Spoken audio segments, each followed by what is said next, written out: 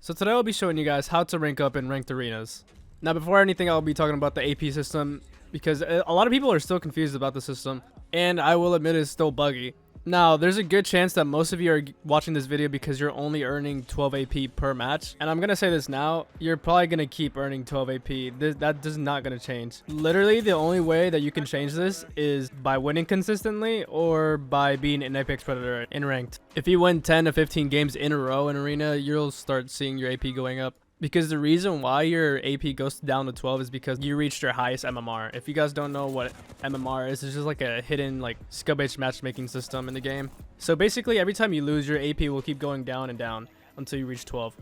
I'm pretty sure it's every 2 games that your AP starts dropping. I'm not sure because for me it's like one game it goes down, one game it goes up, and it's like really inconsistent.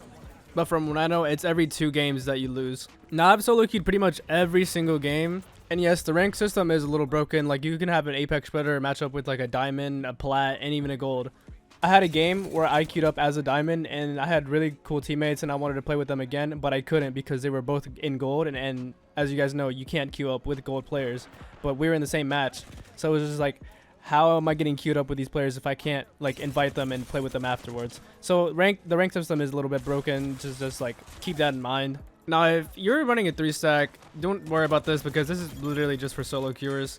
Since not that many people play arena as much as they do at battle royale, the game will like match you up with like whoever. Alright, but anyway, for the first thing that I will be talking about is the guns you should be buying the first round. Now, in my opinion, the best gun to buy the first round is the Mozambique.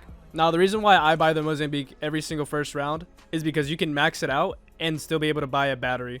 And with the Mozambique, you can play close range, far range, medium range, at any range. Now, the way I usually play first rounds is by farming people until they run out of heals, which is what usually happens on the first round. People usually don't buy batteries. If they're the ones that like run a volt the first round of flatline, stuff like that, they're not gonna have as many heals as you do, because obviously you bought a Mozambique first round and they bought a assault rifle or a SMG.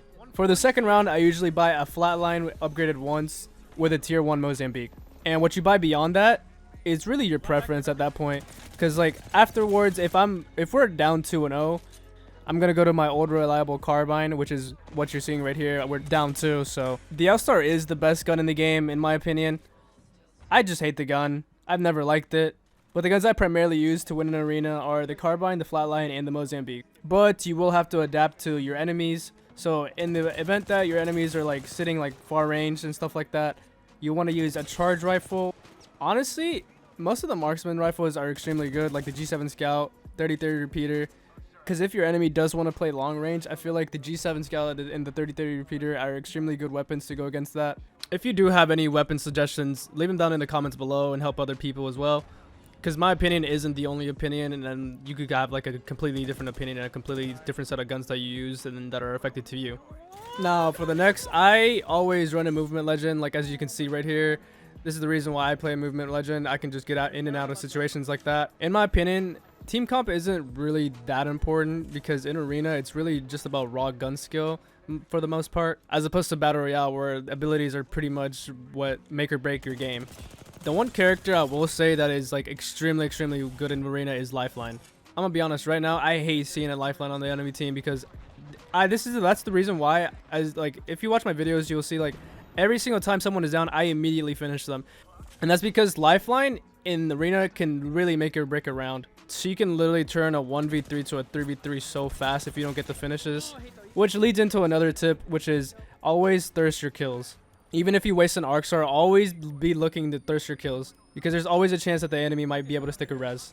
But anyway, for team comps, really anyone's fine in this game except Watson. But I do recommend running a movement legend above everyone else. Now, this isn't really a trick, but like I do recommend avoiding some maps above others. Like if you've watched my videos, you know that I literally only play Overflow because that's pretty much my favorite map, obviously. And the only map I'm literally willing to play. Because right now for the rotation and maps in arena, I hate them all. I don't like any of the maps except Overflow. So obviously don't play a map that you're not the strongest in. Like there's certain maps that characters are good in. Like in this map, Pathfinder is extremely good because he can get straight up to the materials like in a single grapple. Now for my next tip, it's pretty much just like mental, because if you're losing multiple games in a row, you're more than likely going to start playing like at a lower skill level than you should be. And this is also known as tilt queuing. Now I have done this before and I'm I've pretty much broken out of the habit of tilt queuing because it really affects the way you play.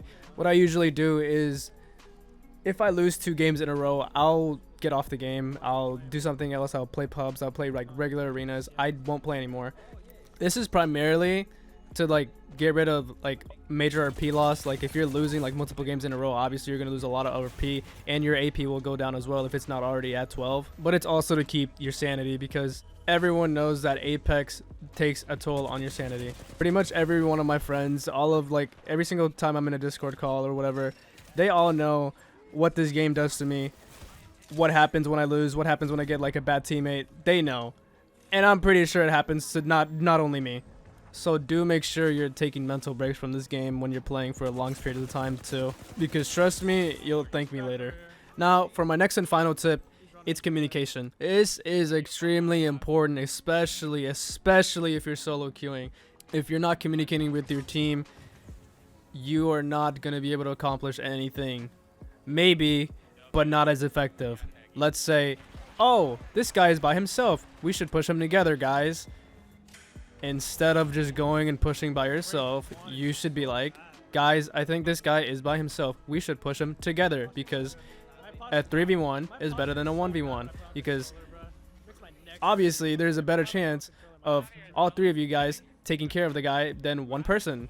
Now, if you already don't tell by my voice, this has happened so many times. A guy just goes off by himself and gets in a 1v1 without saying a single word and just dies, and it ends up being a 2v3 and maybe even a 1v3, because both of them do it.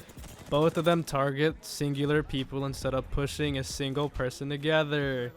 So please make sure you're communicating with your teammates. Ask them if they need batteries. If you're healing and you see your teammate is pushing, make sure you're saying, oh, I'm healing right now, I cannot assist you, or something along those lines. You don't have to repeat everything I say, but just communicate with your team. Use your mics. I promise you, if everyone is using their mic in a game, that is pretty much a blessing. It doesn't matter if they're like a level 20. It doesn't matter if they're like straight up garbage. If everyone's communicating together, it's gonna be a better experience, and you'll be able to take out anyone. If a team with good communications is better than a team with skill, I'm gonna say that right now. It's the truth, because an uncoordinated team isn't gonna be as good as a coordinated one. Just straight up. But anyway, thank you guys for watching. Like and subscribe for more content, and leave a comment down below.